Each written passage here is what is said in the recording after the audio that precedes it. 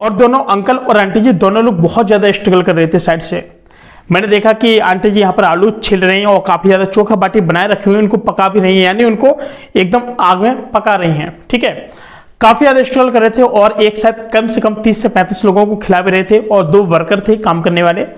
मैं आंटी के पास पहुंचा, मैंने कहा आंटी जी नमस्कार। कह रहे बेटा नमस्ते। मैंने कहा आंटी जी ये जो आप बना रहे हैं चोखा बाटी कब से काम कर रहे हैं? कह रहे बेटा 12 साल हो गए हमको। मैंने कहा 12 साल हो गए? कह रहे हाँ। काफ़ी ज़्यादा स्ट्रगल था उनकी लाइफ में और काफ़ी ज़्यादा ये समझो कि जो आंटी जी थी पैसे तो कमा रही थी लेकिन उनको बहुत सारी खुशियाँ नहीं मिल रही थी, क्योंकि जो बच्चे थे दूसरों के भरोसे घर पर छोड़ कर आए थे, 2 बेटियां और 1 बच्चा।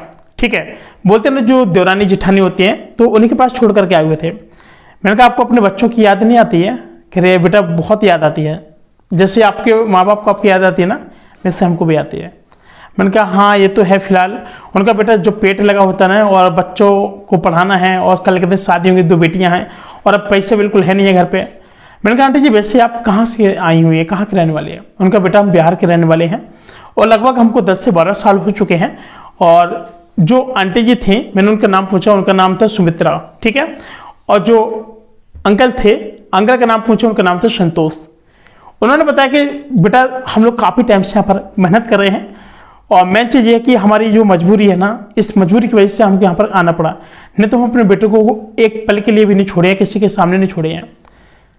तो मैंने कहा कि आंटी आप ये बताइए इतना सारा आप स्ट्रगल कर रहे हैं, कितनी उम्र में आप बच्चों को छोड़कर आके आ गई थी? उनका बेटा जब वो बच्चे 1 पढ़ रहे थे, 3, 4 और 5 ऐसे पढ़ रहे थे, कुल मिला के ऐसी मतलब लाइन में है, यानी 12, 13, 14 साल के जो सारे बच्चे हैं, कोई मतलब 10 साल का होगा, 12 का होगा, 14, 15 को होंगे। मैंने कहा वो बेचारे क्या याद करते हैं माँ को? कह रहे हम कभी कभी चले जाते हैं और 1 महीने में अंतराल पे चले जाते हैं, मैं देख के आ जाती हूँ, कभी कभी अंकल चले जाते हैं तो मैं यहाँ पर संभाल लेती हूँ बर्गर के साथ। मैंने कहा इस समय आपका कुछ प्रॉफिट है जो आप बिजनेस कर रहे हैं? कि बेटा प्रॉफिट तो अच्छा है, भगवान की कृपा से बहुत अच्छा है। यानी आंटी खुल के नहीं बताना चाहती थी। जब सभी लोग चले गए मैं काफ़ी देर तक आंटी के पास बैठा, मैंने उनसे पूछा कि आंटी अगर कोई और भी जो माताएं बहनें हैं इस टाइप का अगर बिजनेस करना चाहते हैं, उनको कोई मतलब प्रॉफिट हो सकता है, आप बता दीजिए मुझे, ताकि मैं एक बिजनेस का आइडिया बता दूं। काफ़ी सारे लोग करना भी चाहते हैं सारे काम, चोखा बाटी का, लिट्टी बाटी चोखा, दाल बाटी। उनका देखिए बेटा कोई भी बिजनेस से कोई भी बिजनेस छोटे बड़े नहीं होता है, आप इसकी टेंशन मत लो। सारा बिजनेस पर जिस पे आप काम करोगे हाथ रख दोगे वही बिजनेस आप लोगों की लाइफ बदल सकता है। ठीक है, कोई भी बिजनेस छोटा नहीं होता है। ठीक है, अगर आप सोचोगे बहुत बड़ा तो वो बड़ा नहीं होता कि आप करोगे ना, और कोई भी बिजनेस छोटा नहीं होता कि आप करोगे ना। देखिए दोस्तों, कभी भी जो आंटी ने मुझे एक बात की थी, बहुत अच्छी बात कही थी। उन्होंने कहा था देखिए कर्म करते जाओ, फल की चिंता मत करो, जो होगा देखा जाएगा। ठीक है, ये हमारी गीता भी बोलती है। मैंने आंटी से कहा कि आपको कितना बेनिफिट होता है? कह रहे बेटा एक समय तो ऐसा था कि लगभग 2-3 महीने बीत गए थे जब आए हुए थे, 2 महीने तक तो हमारा माल भी सेल नहीं होता, फुट के 1-2 लोग आ जाते थे। मैंने कहा फिर?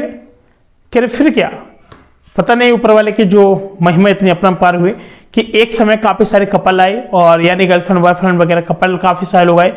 और फिर हमने एक दिमाग लगाया कि हमारा जो चोखा बाटी का जो बिजनेस रहेगा कि बस शाम को ही ओपन किया जाएगा, यानी शाम 5 बजे से लेकर के रात के 10 बजे तक। हम दिन भर खोल के रखते तो कोई नहीं आता था। मैंने फिर अपने दिमाग कैसे लगाया? कह रहे बेटा फिर हमने शाम वाला काम किया कि हम शाम 5 बजे से लेकर के रात के 10 बजे तक बेचेंगे।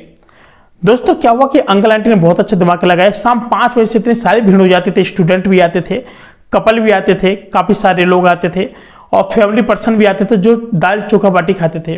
और वहाँ पर लिख दिया था बड़े बड़े शब्दों में कि शाम 5 बजे से लेकर रात 10 बजे तक सेवा उपलब्ध है। मैं देखा काफ़ी ज़्यादा वहाँ पर, तो अच्छा भी लग रहा था मुझे। मैंने कहा आंटी जी मुझे थाली लगाई आप। आंटी ने थाली लगाई। कह बेटा क्या खाओगे? मैंने कहा कि नहीं आंटी कुछ भी लगा दीजिए, हम वही खा लेंगे, और प्राइस भी बता दी गए। उनका बेटा एक 80 रुपये वाली थाली है कि 120 वाली है, और जो हमारी 120 वाली है उसमें दाल चोखा बाटी सब कुछ मिल जाएगा।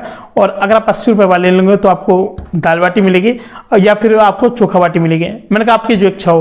उनका चलिए हम आपको 80 रुपये में दोनों खिलाते हैं आज। मैंने कहा नहीं ऐसा कुछ नहीं, मैं वीडियो नहीं डालूंगा। उन्होंने कहा कोई बात नहीं है। तो उन्होंने मुझे 80 रुपये के वहाँ पर खाना खिलाया। ठीक है, और मुझे बहुत अच्छा टेस्ट लगा। मैंने कहा आंटी मेरे पास तो पैसा भी नहीं है। फिर कोई बात नहीं, आप भी तो बेटे हैं, कोई बात नहीं। मैंने कहा नहीं आंटी जी है मेरे पास सब कुछ है। यानी जो आंटी जी का दिल था ना बड़ी गजब का था यार। काफ़ी सारी मैंने चीज़ें देखी कि काफ़ी स्ट्रगल, काफ़ी सारे लोग काम कर रहे हैं और भीड़ पर भीड़ हो रही थी बहुत ज़्यादा। और यहाँ पर जो परोसने वाले थे, परोसने वाले भी 1-2 लगाए हुए थे। और फिलहाल में जो उनका बिजनेस था बहुत गजब का चल रहा था। फिर मैंने कहा चलो जिस पर्पज से हम लोग आए कम से कम वो उस बात पर हम लोग चर्चा तो कर लेंगे, मतलब उस चीज़ को हम लोग को क्या डिस्कशन करना था। मैंने कहा कि इसमें वैसे कितना क्या बेनिफिट हो जाता है। उनका देखिए सर जो स्ट्रीट फूड चीज़ समझिए आप इसको, एक स्ट्रीट फूड है, हम लोग रोड के किनारे लगाए हैं और यहाँ पर जितने भी लोग आते हैं जिनको पसंद होता है वो खा के जाते हैं, जिनको पसंद नहीं होता वो लोग खा करके नहीं जाते हैं। मैंने कहा चलिए कोई बात नहीं, और जो आएगा तो वो खाएगा, जो नहीं आएगा तो वो नहीं खाएगा, नहीं पाएगा। कह रहे हाँ बिल्कुल बात सही है। मैंने कहा कि आपको फिर इतना बड़ा मोटिवेशन कैसे मिला, जो आपको मोटिवेशन मिला, जो आप यहाँ पर अभी तक अभी आपने लगातार इस काम को रखा है और बहुत पेशेंस के साथ आप इस काम को कर भी रहे हैं।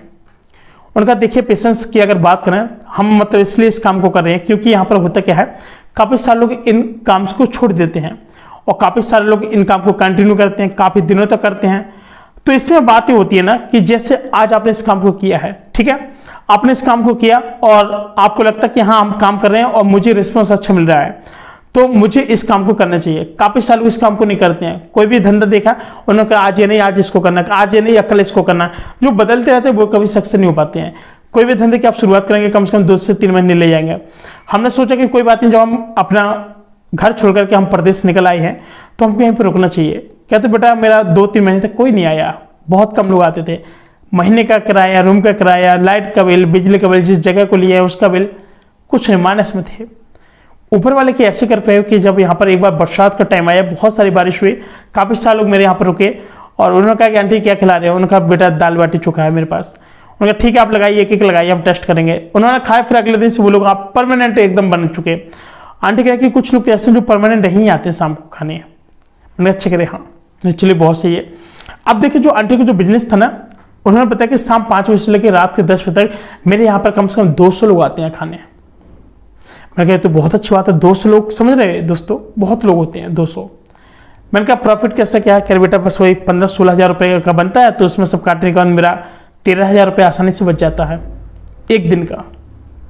मैंने कहा तब तो आपने मतलब एक जॉब वाले बंदे को फील कर दिया। उनका बेटा अब कुछ नहीं कह सकते इसके बारे में। मैंने कहा चलिए कम से कम आपने इस बिजनेस के बारे में सोचा। तो बहुत सारे हमारे ऐसे गरीब परिवार हैं जो लोग बिजनेस के लिए कदम भी नहीं उठाते हैं। काफी सारे लोग पति पत्नी घर में रह करके एकदम सब कुछ बिगाड़ लेते हैं। लोग देवरानी जेठाई पता नहीं कितना क्या परिवार विवाद, मार झगड़ा, बहुत कुछ करते हैं। इसलिए कहते हैं दोस्तों अभी भी वक्त है, अपना बिजनेस स्टार्ट कीजिए, स्टार्टअप कीजिए। आज नहीं चला, कल नहीं चला, परसों एक दिन जरूर चल जाएगा। दोस्तों बहुत ज्यादा गर्मी है, फिलहाल मैं पसीने से एकदम बिल्कुल लथपथ हो चुका हूँ, समझ रहे बात को दोस्तों। तो अब आपको समझ में आ चुका होगा कि आखिरकार अगर आप लोग इस तरीके से बिजनेस करेंगे तो आपको बहुत ज्यादा बेनिफिट होगा और आपका भी जो बिजनेस है ना बहुत अच्छा चलेगा। इसलिए अगर आप लोग भी करना चाहते हैं चोखा बाटी का बिजनेस, तो आपको पता ही है कि दोस्तों जब मैंने वहां पर जब थाली खाई थी ना, तो यार इतना भयंकर घी था ना, जो बाटी होती ना एकदम घी से सनी हुई बाटी थी, बड़ा गजब का टेस्ट था, एक नंबर का। आंटी को मैंने रुपए दिए, आंटी से कहा कि आंटी जब अलविदा लेना चाहेंगे और आपने हमें बिजनेस के बारे में बहुत सारी चीज़ें बताई। आंटी मैंने कहा कि मैं किसी को अगर शेयर करना चाहूँ इस बिजनेस के बारे में बता सकते हो। उनका बेटा बता सकते हो, हमें भी किसी ने बताया था और हम भी यूट्यूब चैनल का वीडियो देख करके आए थे। तो इसलिए कहते हैं दोस्तों आप लोग चैनल को सब्सक्राइब जरूर कीजिएगा ताकि आपको इन फ्यूचर टाइम बहुत अच्छा कुछ सीखने को मिल सके। मिलता है दोस्तों को नई वीडियो में, तब तक अपना ख्याल रखना। नमस्कार, जय हिंद।